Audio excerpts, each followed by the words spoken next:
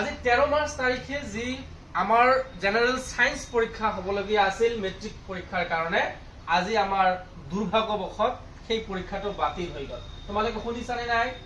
শুনিছা।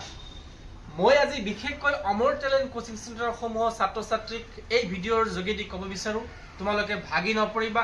মই জানো আমাৰ অমৰ টেলেণ্ট কোচিং চেণ্টাৰত সায়েন্সত যি ৰেকৰ্ড আছে 100ৰ ভিতৰত 100 পোৱা ৰেকৰ্ড আছে, হয়তো এবিএলিও পালে হয়, কিন্তু দুৰ্ভাগ্যবশত সেই কোচিং বাতিল হোৱাৰ কাৰণে আমাৰ সেই পৰীক্ষাটো আজি বাতিল হৈ গ'ল। তো সেই অমৰ টেলেণ্ট কোচিং চেণ্টাৰ সমূহ ছাত্ৰ ছাত্ৰী বুলিয়ে নহয়, মই অসমৰ বিভিন্ন প্ৰান্তৰ প্ৰতিভাশালী যি ষ্টুডেণ্ট আছে সেই সমূহ ষ্টুডেণ্টক মই অনুৰোধ কৰিছোঁ যাতে তোমালোকে ভাগি নপৰা। যিসকলে ষ্টাৰ্ট কৰিব বিচাৰিছিল, যিসকলে 100ৰ ভিতৰত 100 সকলো ছাবজেক্টতে পায়, সেই সকল ষ্টুডেণ্টৰ কাৰণে আজিৰ কাৰণে এটা শকৰ দিন।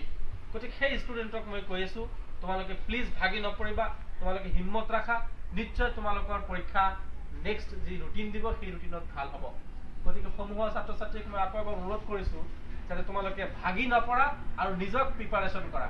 সেই কালপ্ৰিটটো যেনে কোচিং বাতিল কৰিছে তাক যাতে অতি সহজে চৰকাৰে গ্ৰেপ্তাৰ কৰে সেইটোৱে আমি আবেদন জনাইছোঁ। হয়নে নহয়?